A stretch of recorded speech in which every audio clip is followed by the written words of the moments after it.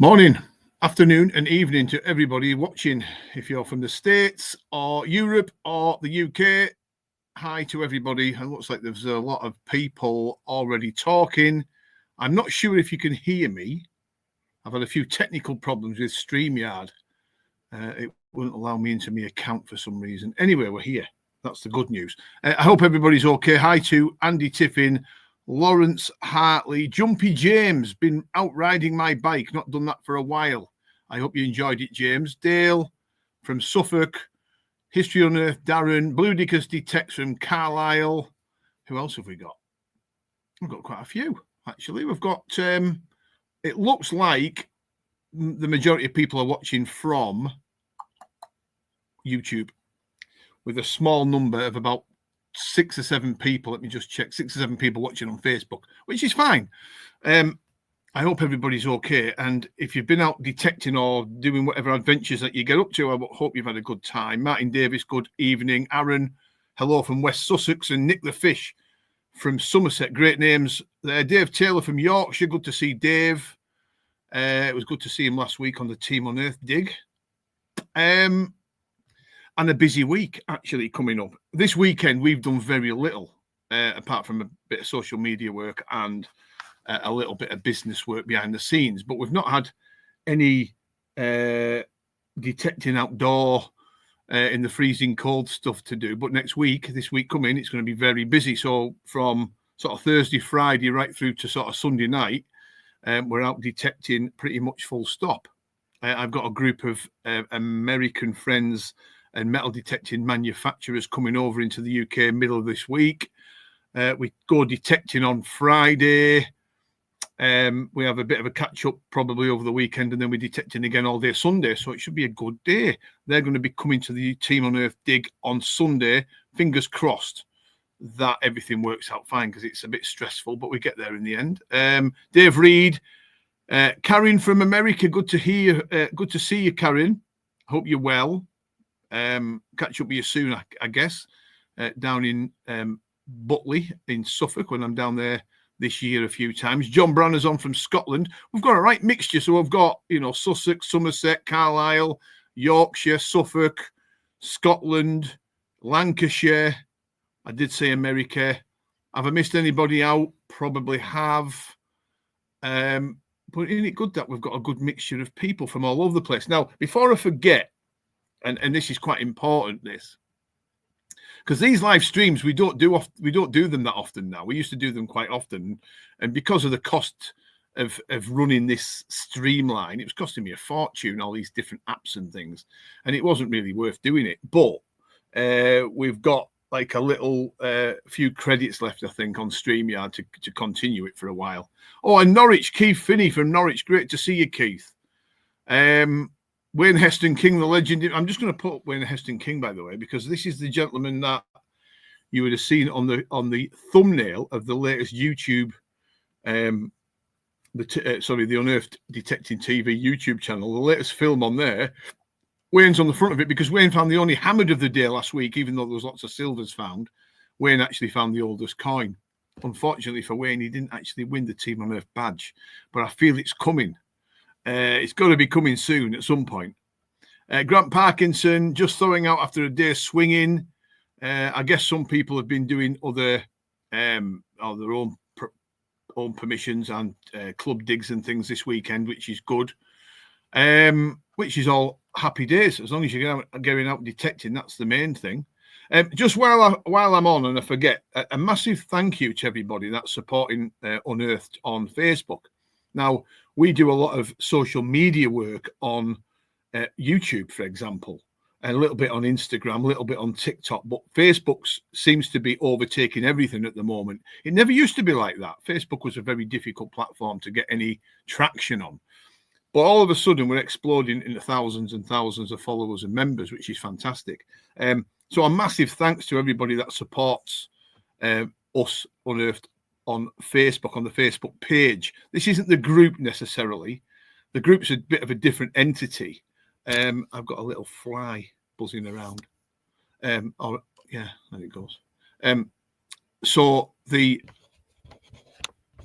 can't get it.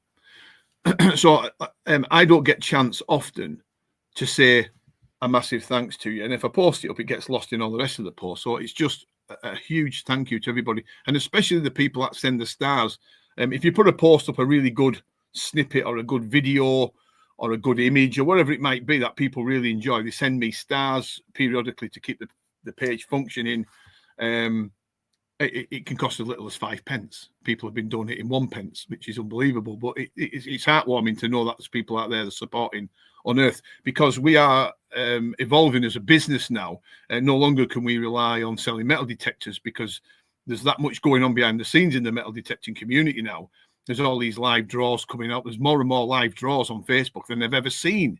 I think there's up to 20 people now out there or more doing raffles for metal detectors. So that has a knock-on effect to the trade. So we've got to change the way we work.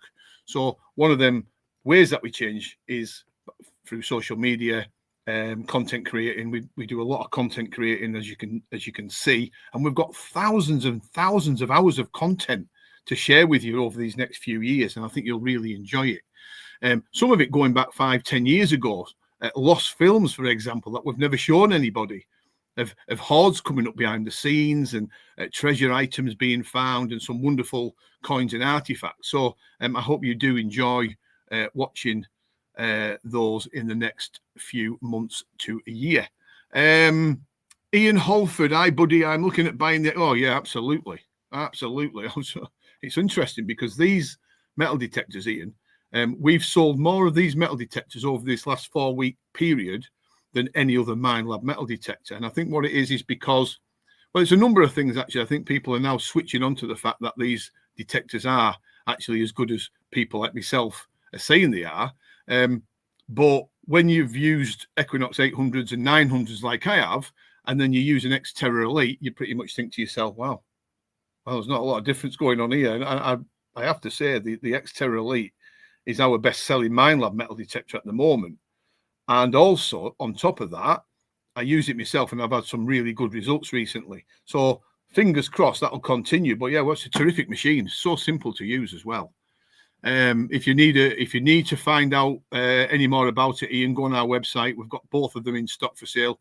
An unashamed plug, but if you choose Unearthed here, we'll look after you. We certainly will. They're brilliant machines. What else is going on? Right. While I'm here and I don't forget, a lot of yous, I've got a bit of a tickly throat actually. I hope I'm not coming down with the dreaded, because Melanie's been coughing and spluttering all weekend. So I'm hoping she hasn't passed it over to me. I hope. I've not had a cold or the flu for about 8 or 9 years now, or maybe more. So I hope I'm not getting it. Before I forget, lots of people have been purchasing from us here at Unearth the new metal detecting gloves. Now, you know, you'll see these being plugged all over Facebook, not necessarily anywhere else actually, but Facebook in particular, because seems to be the platform where people are seeing things and saying, I like the look of them. Now, we produce these and design them ourselves. We've got a manufacturer, famous actually clothing manufacturer, that makes them for us, and these are fully waterproof, thermal, rip-proof, windproof, you know, you name it. These are the proper detecting glove. They're absolutely awesome. Keep your hands warm in the winter. Just perfect, absolutely perfect for the job. However, we've developed another set of gloves. These are the light version, LITE, as they call it, and these will be available in the springtime. These are not designed for winter detecting. These are a light glove for sort of late spring, autumn, early autumn, summer, of course. And these are still waterproof, as you can see. I don't know if you can see that, where we are. These are fully waterproof, but without the thermal qualities, because people don't want to be wearing red hot gloves. I mean, the thermal ones I'm talking about can go down to about -15, -20. They're that good. But these are a light version. These are going to be on the website in about 6 to 8 weeks, folks. So keep an eye out. I'm already getting people asking me for them. The light field gloves, as we're going to call them, the field masters. But they're terrific, absolutely awesome. It's just about protecting your hands when you're detecting, but also giving you that waterproof protection. And they are still quite warm without the thermal qualities as well. So they're coming very, very soon. As you can see, they've got our logo on there, look, which is nice. Now, just a word about these gloves as well. So we made them and developed them for the metal detecting community, like yourselves, people that are into detecting and everything else. But we seem to be selling a hell of a lot to people like gardeners, dog walkers, people wearing them for work in the morning when they're walking to work, and also fishermen. Well, loads of people are not actually buying them for the detecting hobby. They're actually buying them for other outdoor pursuits and outdoor sports. So there you go. That tells you something. But there you go. Jim tells you straight away what they're like. I took the gloves out today in the cold wind, got to say a proper job, which is good. And the snoods as well. The snoods actually. I mean, it's you know, we've got to talk about them snoods. Them snoods are unbelievable. I mean, they are just so good.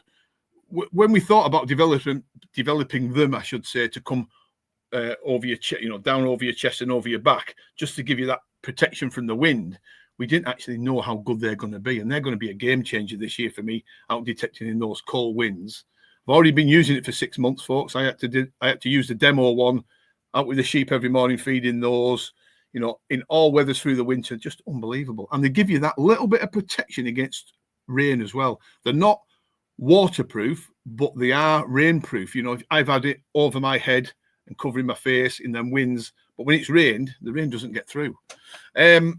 John McNeil from Saudi Arabia is on. That's brilliant. So he's the most exotic individual we've got on tonight. Good to see you, John. Hope everything's okay. William Morris is on as well from Scotland. Good to see him. James Metal Detecting's on as well. I will get some for you. You've got to be in the style, Karen. Yeah, absolutely. But not only that as well, a lot of people forget. I mean, I used to be the biggest culprit for it years and years ago, and I used to detect. I didn't want to get bogged down with wearing gloves. I wanted to get them coins out of the ground and start looking at them straight away.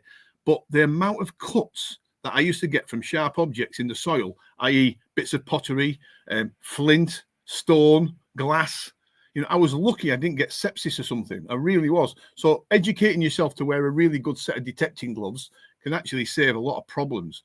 And these, I never have mine off. They're a serious piece of kit, believe me. Where we are, we had a little bit of lag going on. And sometimes you get a bit of lag on StreamYard, unfortunately. Snoods are excellent, black and green. They're just unbelievable. But there's a lot of, what do I say, outdoor clothing coming soon. So we're going to start catering for the wider groups of outdoor people soon. You know, there's going to be a lot of, you know, things like detecting and welly socks coming soon, thermal socks. We're going to be doing ponchos, things that people can wrap away, put in their harnesses, for example, in the back. If it starts hammering down with rain, you can just stick one over dead quick. You've got to start thinking about what people need and not what you think that people want. It's what they actually need. That's the key. Use my gloves and snood today, says Dale, which is good news. That's what they're designed for, mate. That's what they're designed for. Well, I speculate at rallying events in the forest. They're going to be great for this. Yeah, absolutely. Spectator rallies, yeah. Anything like that. The amount of fishermen that buy outdoor gear off us now is unbelievable. Right, so there's that. But like I said, a huge thanks to everybody. And I mean this from the bottom of my heart. We're growing as content creators now. And, you know, we're trying our best to bring you, deals on, metal detecting deals and new products that are coming out. And there's always new products coming out. Any week that you look, there's a new product that we're putting out and developing, which is good. We create, innovate, and motivate. That's the logo on Unearthed at the moment going around, because we're just creating so much different accessories for people. And I think it's a good thing. But the carbon fiber spades that everybody's going crazy for, they've given me such a headache, those spades. They're going to be coming back in stock this week. I mean, God, finally, because we got them in. The ultra lightweight and ultra strong. People that have already bought them know the crack. I mean, I'm talking like I'm trying to sell people stuff here, but I've got to talk about it because it's the only chance to get. The carbon light Fieldmaster spades are coming this week. We got them in initially. I've been testing one now for about 4 months, I think. Was it 4 months, Mel? October? Yeah. And I was amazed. I mean, I didn't expect, to be fair. I get sent lots of different products to have a look at. And do you want to sell this? Do you want to sell that? From all over the world. And a lot of them are absolute junk. And that could be anything. Absolutely anything from digging tools to coils to probes to you name it. I even get, you wouldn't believe it, but some of them are really good. The carbon light spades came, and I went, wow, that's a game changer for me. Not only because I'm tall, it's a nice long spade, but it weighs less than a couple of pounds. You do not feel like you've got it on you, rather than carrying a 1.6, 1.7, 1.8 kilo spade around with you, made of stainless steel. These things are all awesome. So they're coming in this week. The unfortunate thing is we're trying to get as many as we can, and I try my best to keep them back for people. But what you do, people ring me up and say, oh, keep me back a spade, and I never hear of them. So unfortunately, we're going to have to go down the route of first come, first serve if people want them. And that saves any hassle, because last time there was about 15 to 20 spades still left over that people wanted. And I had a list of names. You'd ring them up. They're either at work, some bought them, some didn't. So they just went in the end. I just put them on the website and everyone bought them. Oh yeah, they are. No, they just and the price is good. I mean, if you wanted to buy these from America where they're made, it's going to cost you 130 odd quid, 137 quid to get them into the UK. It's mega expensive, but we're able to bring the prices down by buying so many in. So yeah, good stuff. D Machiavelli, good to see you. Paul Harwood, lovely to see you, Paul. Hope you're well. And who we've got? Ryan's on from Lancashire, the Lancaster way, Morecambe. Who else have we got on? I might have missed a couple of people, actually. I don't know if I have, and I do apologise if I have. We've got 40 odd people watching, which is not bad. We only decided to do the live this morning, so we're not really plugged it much, but a lot watching on Facebook now, which is good news. So we've got all that now. Those of you that follow Team Unearthed, will there be? Oh, hang on, just wait. I've got the Wazza. He's on. Will there be any pastures Sunday? Just wondering if I should bring a spade as well. I think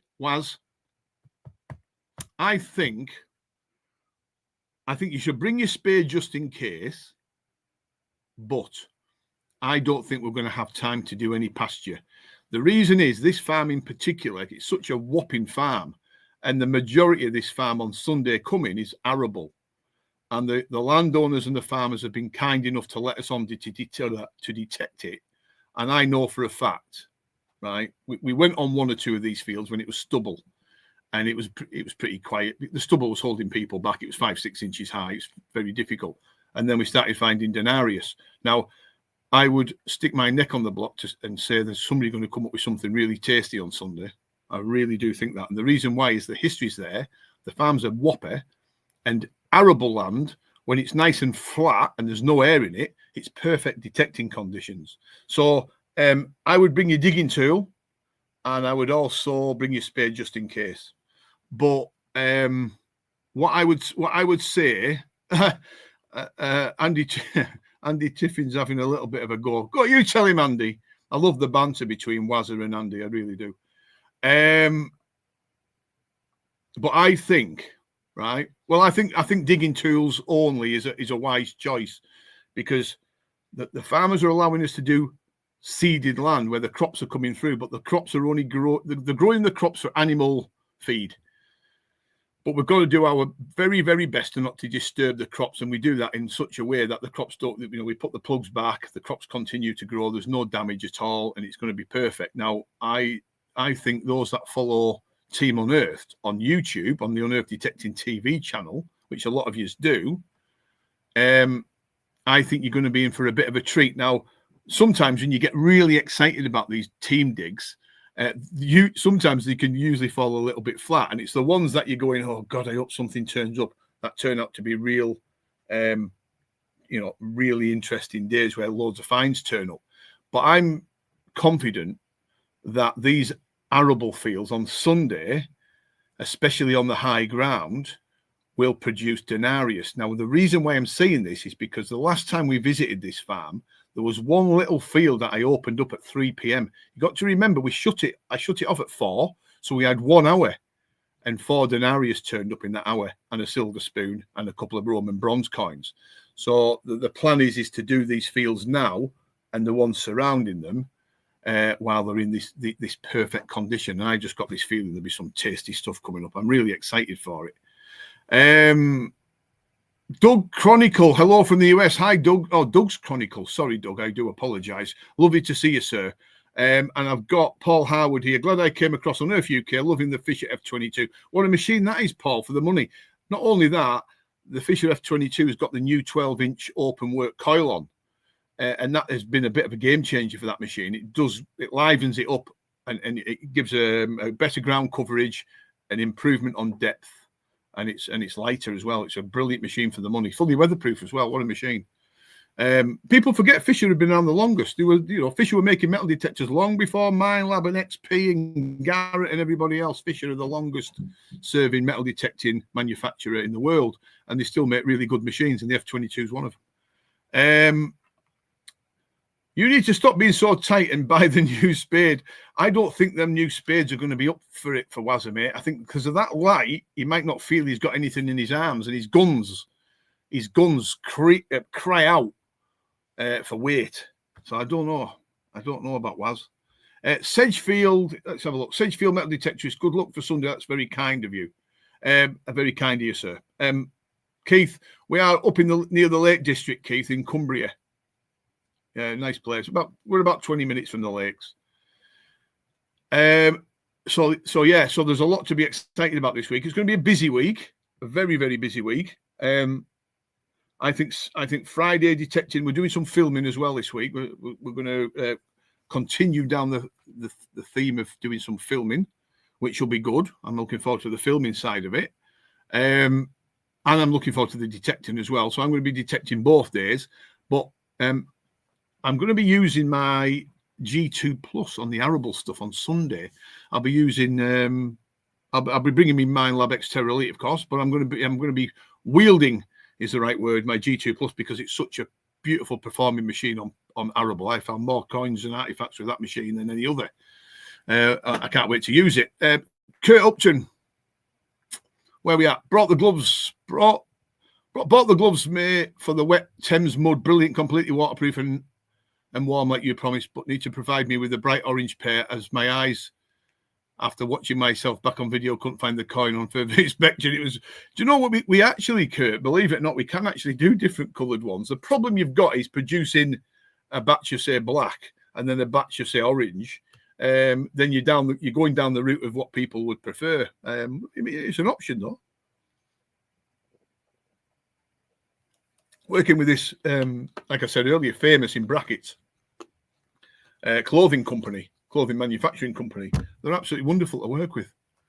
I've worked with people in the UK that produce different things, and it's always been a struggle. It's always like, they're trying to squeeze you for that extra few quid, and they don't do anything where you can make, money for business, really, if that's the right word, because we're a business, we've got to survive by selling items. We sell to survive.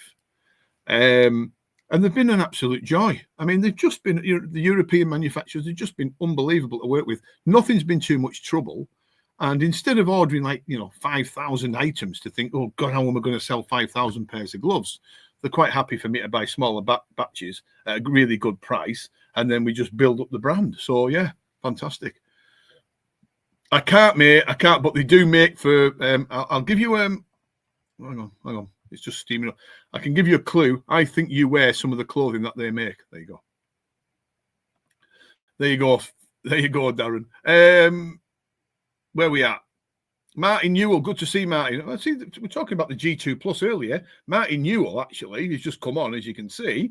He was one of the guys that used to detect with the G2 Plus. He bought one off us years ago, and he found some wonderful things. I think he even found a gold hammer and a medieval gold ring with his. And I know people say there's an argument out there. Actually, there was one on Facebook, on our Facebook group this week, saying, "Oh, it's not the machine, it's the land." No, it's not. It's the machine and the land.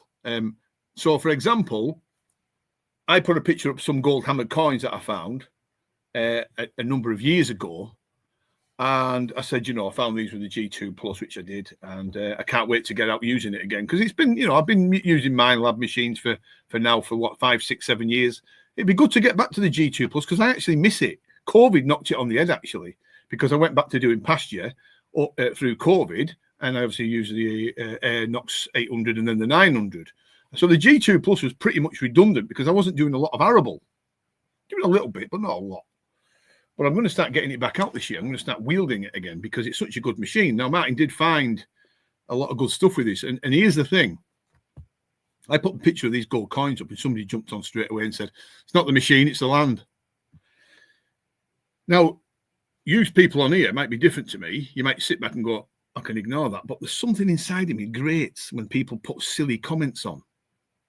And it's like, be still, my little thing. Melanie continuously bollocks me about, instead of ignoring, I've got to react. It's just the way I'm made. And I thought long and hard about the comments. It's not the machine, it's the land, right? But it's not. It's not. So for example, some of the medieval sites that I detect on are very, very difficult to detect on. Full of hammered coins, in between all the fragments of iron and all the contamination and all the mineralization. I couldn't walk across that field with a Garrett Ace 250 with any confidence that I'm going to come off there with anywhere near as much as I'd come out with a machine that was made for that particular terrain. High frequency, very sensitive to small items. So you've got to pick the machine for the terrain. So it's not it doesn't fall on deaf ears when people say that to me, but it's not right. Okay, the land is a big, a big plus point because some of these fields are empty. So you can walk around on an empty field with any machine and don't find anything. But the machines, I would never have found half the things I did if I was using lesser machines than I have done in the past. That's all I'm trying to say. You can't just pick up a Garrett Ace 150 and think you're going to find everything. You can't do it. It's got to match the terrain. I'm bringing mine on Sunday, says John Branner, which I think you should, John. I am as well. Everybody seems to be screaming about the G2 Plus at the moment. And the thing is, as well, we've run out of stock of them, which is, part of the cause. I ain't using my Manticore all week. No wonder the stuff you're finding, Dale. But the thing is, the machine that you're using, the G2 Plus, on the terrain that you're detecting on, is a perfect match. So if you were detecting on pasture, then the Manticore would win. The Manticore would destroy the G2 Plus all day long on pasture because it's a deep-seeking, multi-frequency, highly advanced detector, where the G2 Plus is made for purely for, even though you can find things on pasture, and I have a lot, it's a prime detector, simplistic detector at 19 kilohertz for arable stuff in amongst the iron. That's what it's made for. What have we got? We've got Doug's chronic. At the end of the day, the machine has to go over the target, and you need to understand what the mean. Absolutely, all this. So it's not the, it's not the. The gentleman in question was actually basically saying you can use any machine on good land, and you can't. You can't. It's not like that. It doesn't work that way. If that was the case, we'd all be using Ace 250s or Ace 150s, wouldn't we? Something cheap and cheerful. If that was the case on good land. Good evening to Walter Perry. Now, Walter's from Scotland. Walter's been suffering with a bad back lately, and I hope you're getting better, Walter. I've not spoken to you for a few weeks. And I do hope you are feeling better. Mr. Johnson has joined the gang. We've got the highest number of. We're just. What's the word I'm looking for? Freezing up a little bit. Lag. We're just lagging a little bit there. Mel, yeah. Can you just turn that off? Because that's taking a lot of. Anyway, you understand what I mean, don't you? We've got that many watching now. I'm just trying to check. We've got pretty good balance, actually. We've got 40 odd watching on YouTube, 20 odd on Facebook. If you can give us a thumbs up on YouTube, it might just make it become more visible. I guess. I don't know. That's what people always say. Whether it works or not, I don't know. But if you can give us a thumbs up, do so. It would be fantastic if you could. John Branner's saying evening to Walter, and D. Machiavelli saying hi to Mr. Johnson. Everybody's saying hi to everybody else, which is fabulous. So yeah, a lot going on this week. I'm looking forward to the Team Unearthed dig. So those that follow the Unearthed Detecting TV YouTube channel, which is a bit of a mouthful, I'm hoping they're going to be in for a bit of treat. However, all isn't lost. In so much as it's not a done deal. I should say, not all that is lost. It's not a done deal that we're going to actually find all these wonderful Roman items that I'm sure exist on these fields. And the reason is, one or two of the Team on Earth gang have developed, and they won't mind me saying this, by the way. Terry, hi Terry, Aaron, good to see you. There's one or two, more than one or two actually, coming back to the cars with long faces at the end of the day, and they're probably seeing the others finding some nice coins and artifacts and thinking, why can't I find what they find? I'm using the same machine as they are. I'm on the same fields as they are. But I've noticed over the last 6 months, which is quite a long time, that there's quite a lot of people developing really poor techniques. And I know why. It's because concentrating for 7-8 hours a day and making sure you're immaculate with your technique is a difficult thing to do. Your body starts aching. So you make compensation. If your body's aching, with good technique, the first thing you do is change your technique so your body stops aching. And I know it. I know it. I've talked to the people and I've experienced it myself sometimes with bad backs and things. So not everybody, the 3/4 of the people are actually doing everything by the book, but there's that quarter of the group that are detecting techniques really gone out the window for whatever reason. And I think that's probably why their bodies are sort of aching and they're thinking, oh God, this is a better way to detect. But when I look, some of them have got the coils 7-8 inches off the floor. And if it's not 7 or 8 inches off the floor, the sweeps are literally, 12-inch sweeps. They're not putting an arc out there and covering as much ground as they possibly can. It's little sweeps in front of the feet. So they're missing stuff, basically. That's what I'm saying. They're missing stuff. But then there's the added problem of not only are the coils too far off the ground, and the coils at a funny angle when they're finishing the sweep, they're going up with the coils like this instead of, detecting nice and slow, as close to the ground as you possibly can. At the end of the sweep, they're lifting the coils up, and that's because it's comfortable to do that. So they're sweeping like this, look, instead of going. So and they're missing so much. And they're going quick. People are quickening up. So I'm filming the day's events on as best I can and capturing as many finds as I can coming out the ground. And there's people literally whizzing past me faster than walking pace with a detector. And it's difficult. It's difficult to go up to somebody in the field and say, hey, mate, or whoever it is, you're detecting wrong, because A, they can get despondent, A, they can take it, they can take it wrong, because they can actually be insulted by it.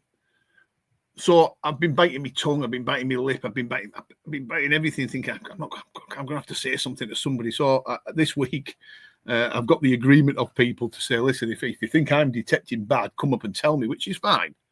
There's too many people rushing around thinking they're going to get, coins up there. Is he going to get it before me? Not necessarily that, but possibly, because everyone's different.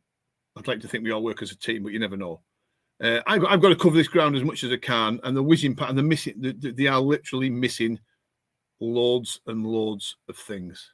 I mean, it's unbelievable how much they're missing. And I know, I really big up Team on Earth. It's a hand-picked group of detectors that I pick. Really nice people. And, I used to say to, well, the stuff that we've been finding over the years is amazing. All this Bronze Age and all this Iron Age and all this Roman material, all these hammered coins, really must be the elite of the elite, but it's difficult because there's so much more they can find. And I know this is because we've got a problem here in so much as, right, when we did some filming for the BBC Lost and Found in the Lakes, which a lot of you probably watched. I'm hoping you've watched it, because I think you would have probably enjoyed it.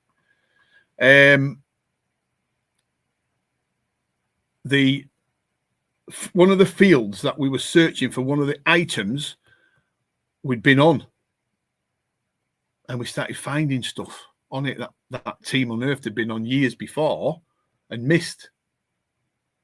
And I said to the farmer, I said, has that field been ploughed by any chance? since we had a group dig on the far field, because we had to search a few fields. He said, no, it's not. All I've done is cut it for grass. And I'm like, wow, that's amazing. So I mean, we're only a small group of people, but it just shows you what people can miss. So if there's anything that I can do, if there's, and I did what you said earlier, Mel, by the way, the ignore part, I've just done it. Well, you didn't know, did you? Because you just said that. No, I did. So what I'm trying to say is this: if I can improve people's detecting by, I don't know, 10%, even 5%, I don't know, it's going to make a difference at the end of the day. When you're coming back to the car, because like everything we detecting, I don't know if any of you have ever tried running a dig group. It's very, very difficult. It's difficult because you've got everybody's anticipation hanging over your heads, and I've put people on some of the best land we could possibly ever get permission to detect, with wonderful coins and artifacts coming up all over the place. But you still get one or two people coming up at the end of the day with long faces because they haven't found what the others have. So I wouldn't advise anybody to do it unless you've got a screw loose a little bit. Chocolate prize bar for the best swinger on Sunday, says Ricky. Well, yeah, why not? But there is there's some very good tech. I mean, Andrew Tiffin, he's got brilliant technique. Ryan's got brilliant technique. Some of the ladies have got fantastic technique. I mean, I could go on and on. I'm not going to start blowing smoke up people's rear ends because I think they've got good technique. But as many of we've got many good techniques out there, and they're the people that always seem to find the good stuff. So we've got Paul, slow and steady wins a race, knowing you're detected. That's right. Yeah, absolutely, Paul. I've been told. See, that's the thing. You see, there's so many experts out there thinking they know every detector. The F-22 works perfectly on the beach. Perfectly. It's great. Yeah, if you find yourself getting a little bit tired, bump up your recovery speed a little bit. Why not? The problem you've got is disciplining yourself to go nice and slow. That's the key. Anyway, there you go. If you can do that, you win. I know it's difficult, but if you can do it, you'll always come back to the car with good stuff. So have a look out for that. It should be a very interesting dig on Sunday. I'm bigging it up already, and it's a week away. But this time next week, I'll be just coming through the door for my tea after an exhausting weekend's detecting, and only then I'll know if it's been a success or not. And I do hope it has, and I do hope the weather holds off. There's a lot of things that have to come. It's like a perfect storm, isn't it? So many things have got to come into play to make it a perfect day. If the weather holds for us and stays dry, that's a big bonus, because it's quite an exposed area where we're going to be detecting on high ground. So if the rain drives in, you pretty much know about it. There's no shelter. But the views are stunning and the find should be there. And it's with wonderful company, no moaners, no miserable so-and-sos. It's everybody we want there to detect. So, yeah, I'm looking forward to it. So keep an eye out for that. What else have we got to talk about, folks? So a lot going on. Yeah, there's a lot going on at the moment. Jimbo says that he's feeling a bit of pain. You're feeling pain in the arm, a bit guilty about the field hopping. Looking forward to some arable. I mean, you've got to, do you know what? You've got to do it. You've got to, the thing is, you can't just stick to one field if it's not producing. We always open up 5, 6, 7 fields for people to detect. Some rallies, we obviously don't do rallies. We do team digs, but rallies and commercial digs, I've known them to open up 2 fields all day, and what you see is what you get. And there'll be a lot of long faces at the end of the day if those fields don't produce anything. So there you go. Yeah, it's difficult. I'm just reading some of these. I'll bring some Tunnock's tea cakes on Sunday for Ricky. There you go. And if Anita's on watching, she did promise that she was going to make us some gingerbread at some point, because the last lot of gingerbread she made, everybody ate it, and I only got one. Alan Plevy is here. All right, Graham, would you go low and slow every time? Yes, absolutely. You see all the land, and it's hard sometimes, low and slow. Listen, the thing is, as well, we're doing big pieces of land, Alan, is No one's asking you to do the whole lot in one day. So what I would do is discipline yourself to do, a small patch, say midweek, and then go back, a few days later and do another patch and just do it bit by bit. That's where you find the hot spots. Don't rush at it. If you rush at it, you won't find it, and then you'll come off there thinking there's nothing on there, and then you find out in time that there's another group of detectorists been going on as well because the farmers let them on, and they're starting to find a load of Roman gear. So yeah, it's difficult. Default was streaming badly. Sorry, I do apologise, folks. We've got some streaming issues going on. I've often thought about doing a. I knew Anita would be in the background. This one here is interesting. Walter, I don't know if you're keeping an eye on any of the comments, Melanie. The weekenders are something that I would be interested in. The problem is, Walter, we're only a small group. So you've got to take into account the costings of doing a weekender, toilets and catering and everything else. Because we're only a small group and we don't open it up as a rally, if you will, then I don't think a weekend's going to be appropriate. We could do it. We could do it where the farms have toilets for us to use, for example, so we don't have to buy the toilets in. So there's that to take into consideration. And of course, we're not commercial. We're not a commercial dig organisation, so we just do it with a hand-picked group of people. So it's difficult. Unfortunately, folks, and I've got a bit of a sad face. She's telling me that I've got to wait till Easter for Anita's wonderful gingerbread. There you go. And the good thing is you've got a smiley face from Jim Neely. James Cap, where is the dig next week? Well, I don't give dig locations out, unfortunately, James, because we're not commercial. It's not advertised, and they're not rallies, unfortunately. But I do thank you for asking. What we've got, so we're going to get to a point here where I'm going to put it over to you guys, so you can ask any questions that you want, as long as it's what's the word I'm looking for? Above board, and there's nothing naughty going on, no swear words because they'll take them down, or anything like that. We'll do our best to answer the questions. But yeah, we did say last time we're never going to do these live streams again. But like I said, we're back on with StreamYard for now. But we may do one via YouTube soon if I can get it set up right. Is anybody on here that's ever done a live on YouTube? Is any YouTubers on here? I don't even know if we've got any YouTube guys on here anymore. We used to have one or two. How is Mel doing? Someone's asking. And it's Darren. She's doing all right. She must be doing all right because she's given me a lot of stick over the last few weeks, which tells me she's back fighting fit. But she's doing all right. She's doing all right. Yeah, keeping me on my toes. There you go. Easter's a long time away. Absolutely, Andrew. Do you know what it is? I think Anita is perfecting a recipe. That's all I can think of. Good on you, Mel. Yeah, no, she's keeping me busy, mate. Yeah, she's good.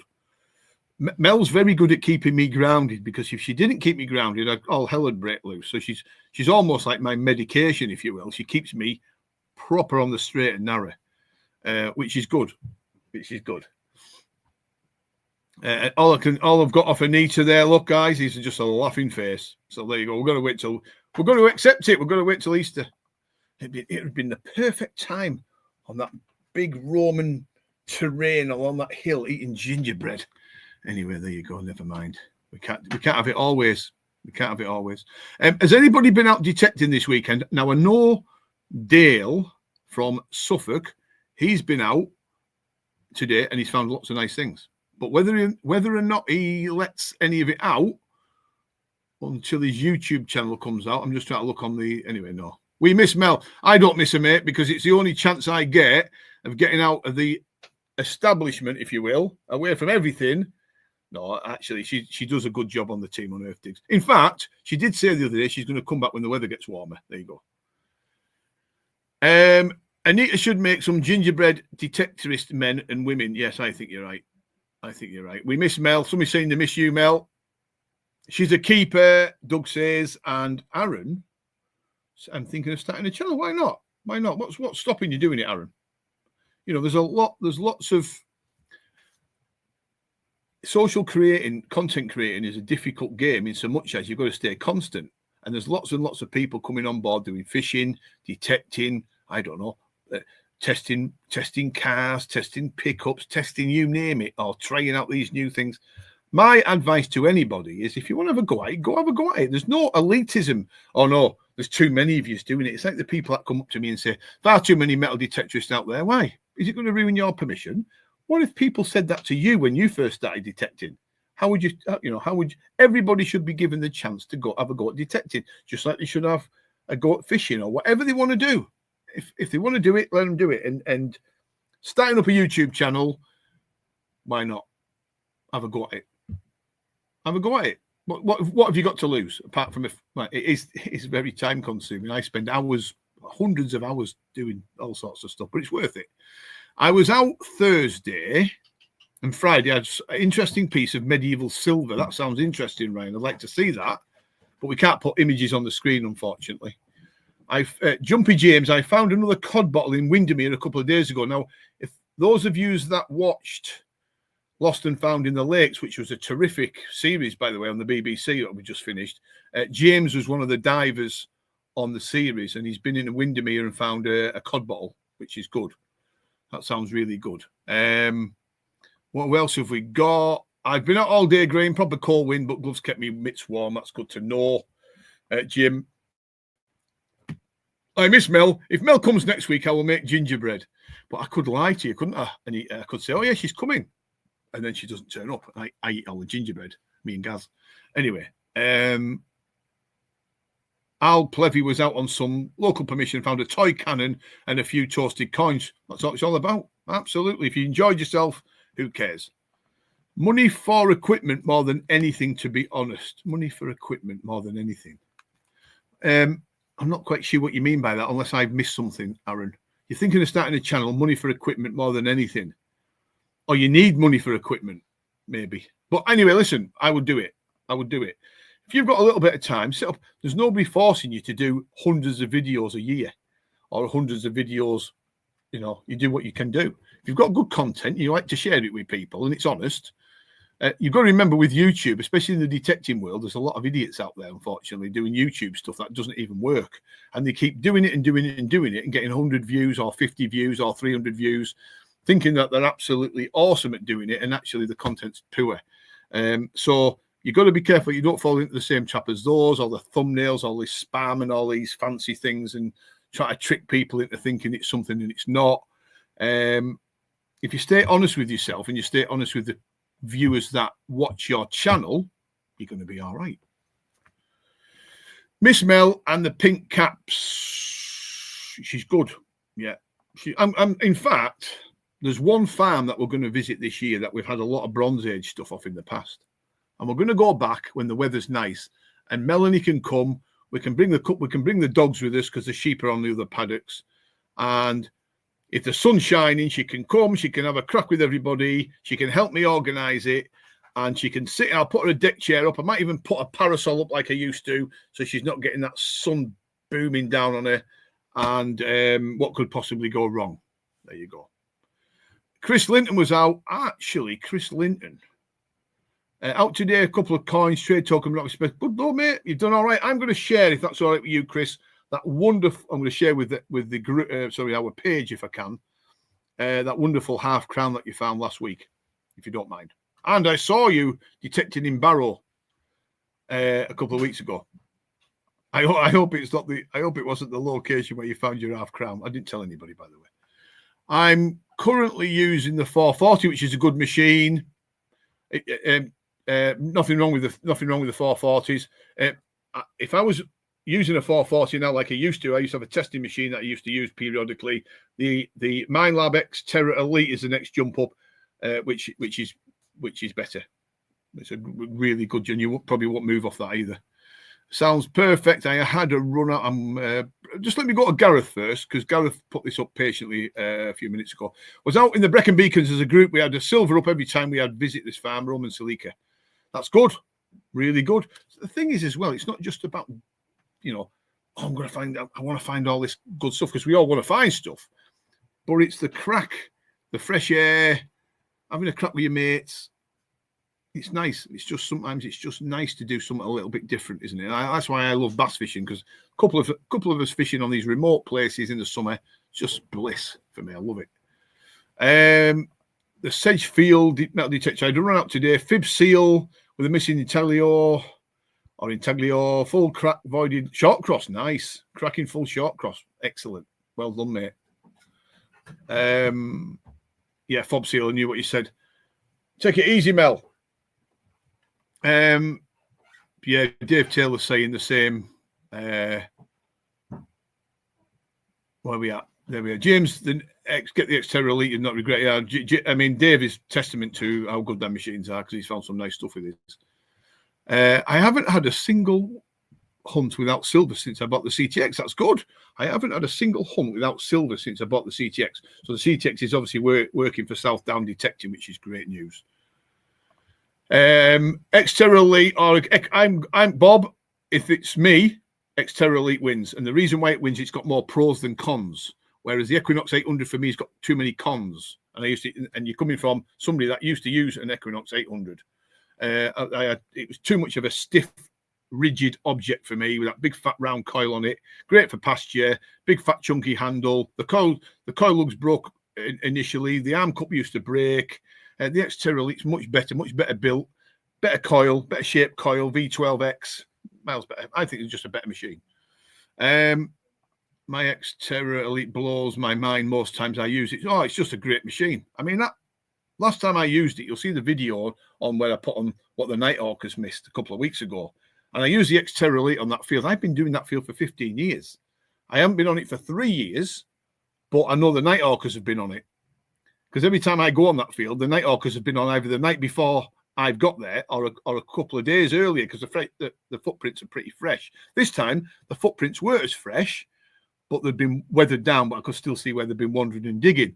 And the stuff I found with that Xterra Elite was amazing. Absolutely amazing. Incredible. Hammers, medieval ring, coin weight, Roman coins, loads of little broken medieval artifacts and artifacts. Just incredible, really. But anyway, listen, everyone's different. Everyone's different. What have we got here? Ian Smith. I had my first group dig yesterday at Tide St. Mary, Wisbeach, Lincolnshire. Yeah, with Xterra Elite. There you go. Found a few buttons of rusty coin, but mostly cans and iron. I haven't learnt my machine yet. Just remember, if you get it on that 2 Tony in field 1, you can use your ignore those VDI numbers. Go by the tones. If you start getting those low grunts, just ignore them, because there's going to be bits of iron all over the place. But you'll soon get used to it. It's a brilliant machine, it really is. There you go. It was. I seen you, Chris. I seen you there detecting away, mate. I beat my horn at you and waved anyway, but I don't know if you knew it was me. Absolutely knackered today, but it was fantastic and great people. That's all it's all about. If you meet good people, that's the thing.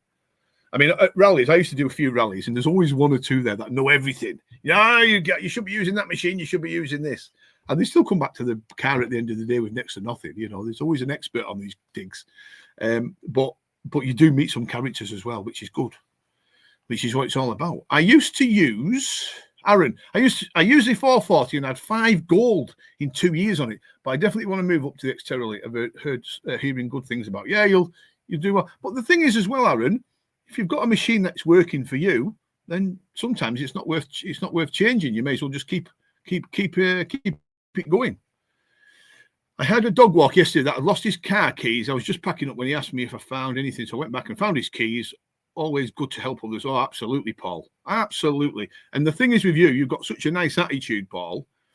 You've got the right temperament for the hobby. People come up to you and say, oh, well, you found anything? You're the type of guy, take the headphones off. You'll talk to them on the beach for half an hour, showing them what you found. It's all good promotion for the hobby. Really is. Absolutely, Doug's. There are know-it-alls in every hobby. Absolutely. Golf, probably. I don't play golf, but I guess golf's one of them. Fishing, detecting's no different, really. It's I always remembered it, fishing once. I do a lot of bass fishing, as people know. I love it. It's me other passion, if you will. And I was fishing on a known bass place about a decade ago, maybe more. And it was hot summer. There was fish feeding, you know, the usual stuff. And these guys came down, set the rods up and everything, came over to me and had a crack. And he was telling me all about his massive fish he was catching and how he's #1 fisherman in the competitions in the Northwest and how he's got all the gear and asking me what, you know, where I fish at and everything. And he actually cast it out. He was bait fishing at the time. We weren't lure fishing. He cast it out and tripped over a rock and fell in. Filled his waders right up, which was, I shouldn't have laughed at the time, but I actually had a little bit of a chuckle, as you do. But yeah, you do. He was one of those guys that I just wanted him to disappear quick. What else have we got going on? No, good stuff. We've got, listen to this, guys, we've got 20 minutes left. 20 minutes. And then, you know, talk about anything you want. Absolutely anything you want. I'll tell you what we'll talk about. Artificial intelligence. If anyone's interested in artificial intelligence. Now, AI is here, whether we like it or not. And it's how you perceive AI, artificial, because it's going to creep into the detecting world sooner than you think.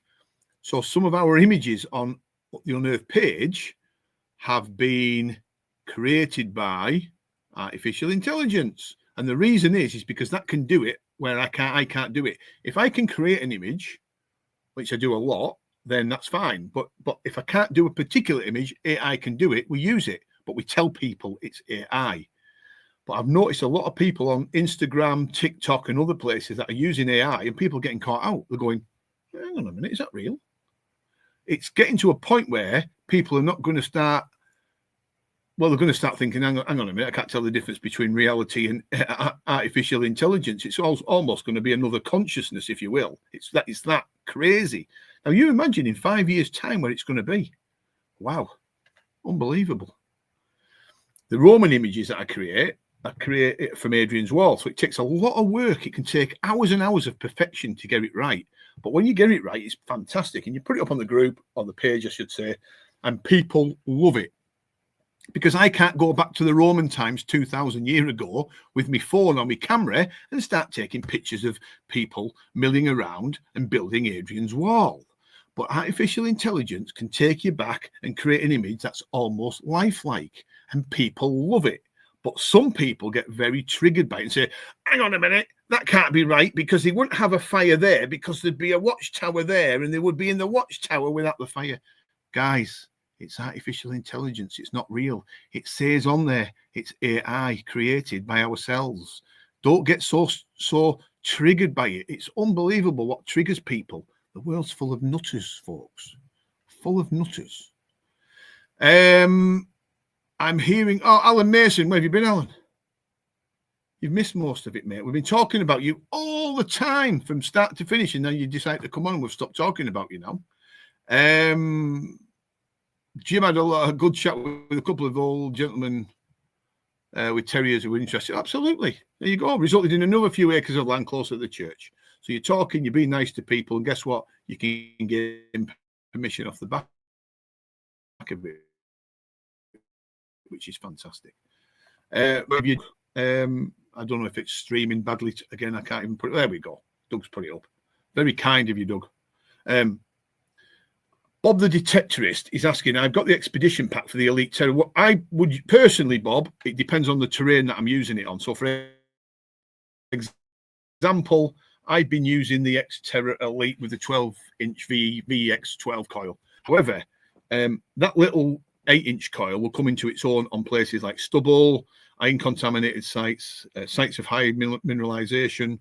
You're going to be, you're going to be pretty much swapping and changing as the season goes on. So pasture, clean plow, clean arable land, just use that V12 coil. Good ground coverage, good depth. But if in cases of high levels of stubble and concentrations of iron and sites and things, put the small V8 on, you'll be great. Great gold dance here. Exactly, Anita. My gold dance on TV was AI created. There you go. AI can also give you an escape route, just in case people take the mickey out of me. Fitting a bloody kitchen, and it's still not finished. Well, you know what they say, Al? Get somebody in to do it. You sit back. There you go. That's exactly why we do it. I do like those images. It adds to the imagination when detecting. Do you know what, Jim? We create some unbelievable images. The problem you've got is you can't put too many on. You can't put too many on, because if you put too many on, people get bored of seeing them. It can create an environment where people start bickering and arguing because it's not factually correct, because that Roman didn't wear a skin that color, that sort of thing. Some people are so anal about things, it's unbelievable.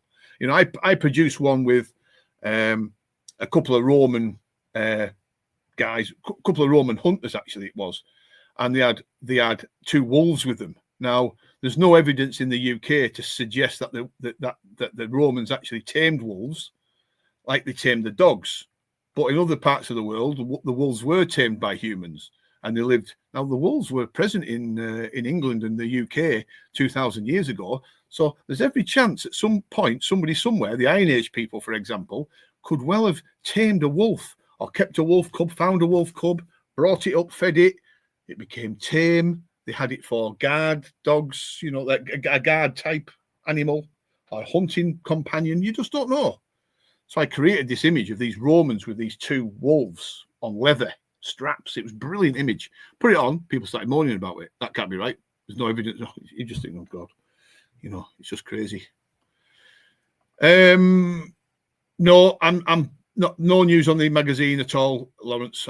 You'd be the first to know, mate, when that magazine decides to. It's too expensive, mate. Too expensive to make. The magazine's brilliant, but it's far too expensive for me to start creating every quarter or every month. It's we've got to pay for it. We don't charge anybody for it, and I don't know. We had thousands of people initially that used to watch it. I don't even get asked for it anymore. So magazines are changing, I think, because of social media and the pages and groups on social media such as Facebook, TikTok. I think magazines have gone like that. People still probably like to read it, but they go online to see all the content now. Crazy world. Folk just need to accept it's a representation of a situation. Absolutely. I can't go back with the camera, Jim. I can't go back and say, right, look at these guys building Adrian's Wall, or these women producing, whatever it might be. Can't do it. Can't do it. It's impossible going back in time. So the artificial intelligence software that I've got and that I'm using currently is the nearest thing I can get to going back in time to show people what it would have looked like. And it doesn't get it right all the time. I've got to sit there for hours sometimes. When Melanie's gone to bed and I'm up late at night because I'm struggling to sleep, I'll have a go at doing it. And those hours can just roll on. And sometimes you get the perfect image. And it's good. I think it's brilliant. I love it. Long may it continue. But like I said, you've got to be careful with what people think. There's all these, I don't know, very intelligent people that follow us, I guess, on the Facebook page. And they the minute that they see something, there was one guy called Rushton, same surname as me. And he started having a go. That's not factually correct. Having a right go he was. So hang on a minute. It wasn't created to be factually correct. It was created to give you a little bit of imagination. And it just crazy. Best way to clean hammers depends. If I would leave them alone if they're nice and they look all right. If they've got tarnish on them, use the clean bill. Just remember the clean bill. For those actually that are subscribed to us on I'll rephrase that. For those of you that are subscribed to us on Facebook, on the Facebook page, I do some member-only content on there, and I'm going to be doing one very soon. Well, it's already been finished. I've just got to make sure I do the voiceover for it on how to clean a hammered coin with the silver bill. And it's the type of hammered coin, those dull types, that are quite difficult to clean. I know it sounds crazy, but if you get some of those hammered coins that are showing really nice silver around the edges, but in the middle have got all that tarnish stuck to them, well, they're the perfect prey for the silver bill, because it removes all that debris off it and it takes the coin back to its original status. But them really dull hammered coins, like some of the short cross you get, can take a lot of cleaning. So I've done a little video for about 2 minutes, 3 minutes for member-only content on Facebook, and I'll show you that this week, guys. So you're in for a bit of a treat. I think the time the magazine put, yeah, absolutely as well. That's the other good thing. You'll see lots of people posting on social media the good finds that they make, and then a month later it goes in the magazine. And hang on a minute, I've already seen that. So it's very difficult very difficult. And I take too much on. That's the problem. You know, it wasn't. It was good. You know, I might still go back to doing it, but you know, it's costing me a flea. If we charge people for it, who would pay it? It's one of them, isn't it? So you're giving away the magazine free to people, the online version and the paper version. Putting it when people buy a metal detector off me, I'll put it in, for example, that particular magazine when it was out. You know, but it's you know, if you put £1.50 on it, would people buy it for £1.50? Probably not. I don't know. So at the moment, I'm a bit disillusioned with it. Really, it's just like I said, it's costing me too much money. It's just crazy now how much people are chewing your money and your profits all the time. It's just crazy. What a crazy world we live in. Right, folks, we've got till 7:15, and then I've got some work to do before tomorrow kicks in. So anything that you might want to talk about, we can do it. Keith Finney, might be worth explaining your members only deal. I subscribed the other week, great value. No, that's true, Keith. It's yeah, I mean, you can subscribe to the Facebook page, if you will, and you get some member only content there for saying thank you from me to you from it. And we're also going to do the possibility of some of the members on there, if they can make it, to be invited up to spend a day with the Team Unearth gang to detect.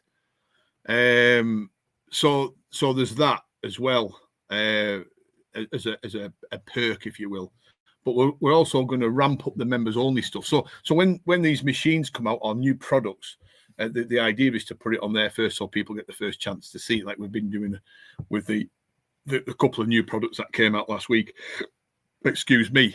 So yeah, it's worth it for the money. It's worth it, really, and it helps us as content creators to continue to keep the page verified, because believe it or not, Facebook charges for that.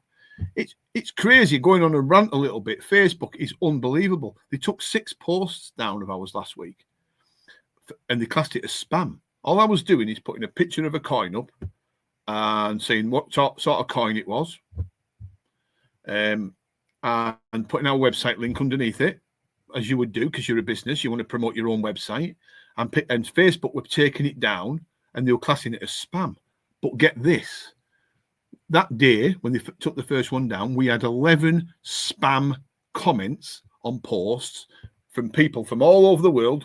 Some people that I couldn't even pronounce the names. I couldn't even begin to pronounce the names from whatever country. Plug in gold and silver purchases. Ring this WhatsApp number or whatever it was. Now, you report that as spam. The same guy comes back the next day and does the same. Over the last month, January, we blocked 67 people off that Facebook page for spamming, trying to scam people. So you might put a post up that Jim Black might say, what a good coin that is. Underneath Jim's comment, overnight, somebody might put, Jim, join this group, gold and silver purchases or whatever. And Facebook do nothing about them, but they hit me for putting a post up about a coin. It's unbelievable. Absolutely unbelievable. Percy, I'm good to see you, Percy. And all you metalheads. There we go. Look at that. Oh, yeah. Don't get me wrong, guys. Facebook is not the wonderful rose garden that people think. It's just an unbelievable platform for people spamming the most obscene crap I have ever seen in my life. It's unbelievable. Honestly, it's absolutely unbelievable. Like I said, we blocked 67 people last month, and I could have blocked another 67. They just, for whatever reason, they use your platform to spam their groups, and you go on their groups and they block. There's something not right about the way Facebook's set up. So I complain to Facebook, and they say, ring me, give me your number, we'll ring you. And then somebody from Facebook will ring you, when you're in the middle of a sort of working day. Oh, hello, Mr. Rushton, all this. What seems to be the problem? I said, well, you're taking my post down that I'm putting up, the genuine post. We'll look into it. You never hear back off them. It's just crazy. I blocked a few spammers. Evening, Percy from D. McAvedy. I only joined Facebook to spam Wazza. So those that don't know, Andrew Tiffin is Andy Hammond on Facebook. Very good detectorist, Andy. Lovely man. and he's got a detecting partner called Wayne Heston King, the famous Wayne Heston King, actually, who features quite heavily sometimes on our YouTube channel. People are now saying to me, ringing me up and saying, "Oh, we watch you on YouTube." I say, "Yeah, that's right. Yeah, do you enjoy it?" "Yeah, we do." "Who's that Wayne Heston King? Where's he from?" I'm like, "Wow, Wayne Heston King needs to set up his own YouTube channel by the sounds of it." So we're making him famous along with others, which is good. There you go. So you know what I'm talking about. Yeah, I had a few of those last month. I reported them and deleted them.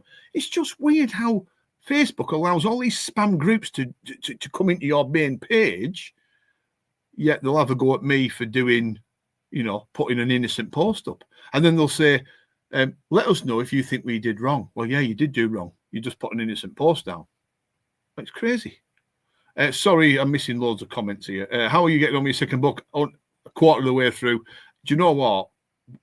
At some point this year, our sales will fall quiet. It always does, sort of, summertime. And I'm thinking, what have I done setting up a metal detecting business? We've been doing it for 13, 14 years now. But every year I think the same, thinking, God, it's deadly quiet. No one's buying anything. So it's a perfect time for me to continue with the book. The first one was very successful, 7,000 books sold. Hopefully the second one, but I'm going to do a self-publishing book this time rather than going through a publisher. So that's the plan. Let's have a look at this now, what Paul's saying. I'm going to be doing some land detecting in the summer with a group I've joined in Kent. So we'll be calling on you before I sort of detect. The thing is, Paul, don't be frightened about using your F22 on those digs in Kent, because that F22, even though it's not as popular as some of those metal detectors that you'll see on that group, will hold its own. If there's coins there in that ploughed land, on that ploughed land, for example, or that arable field, that machine will find it.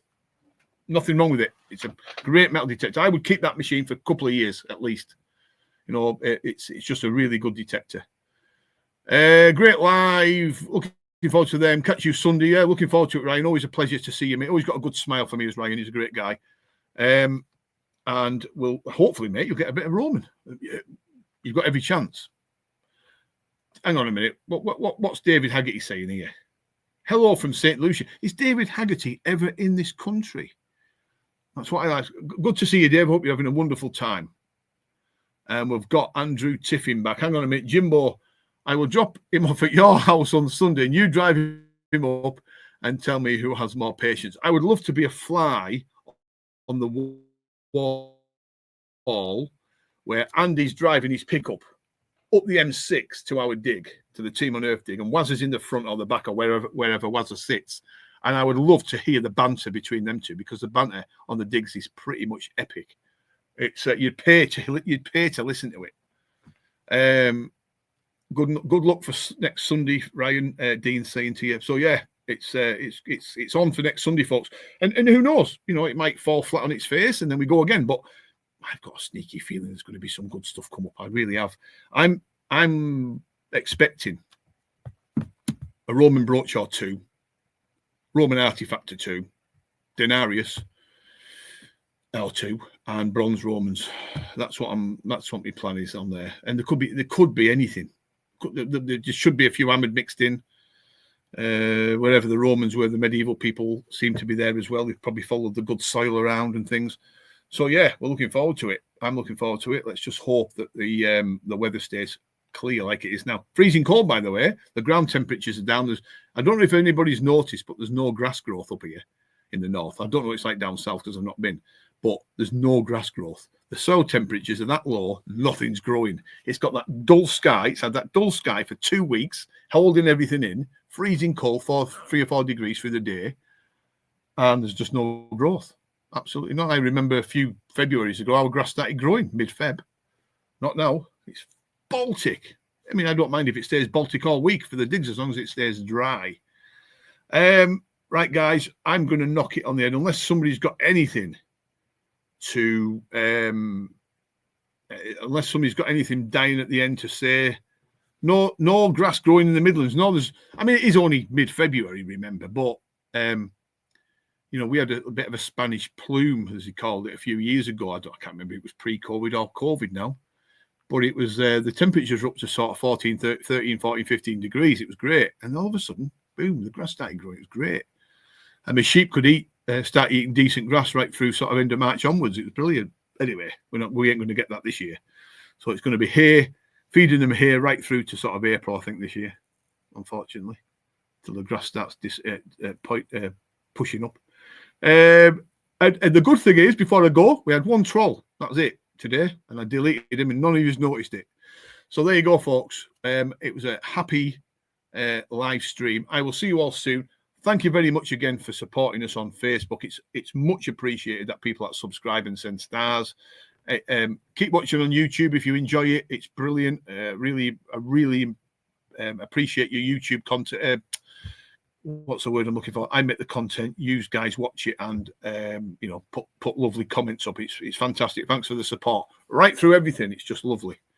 Okay, folks. See you all soon. Good luck out there if you're detecting this week. Bye for now. I'm going to go and light the fire.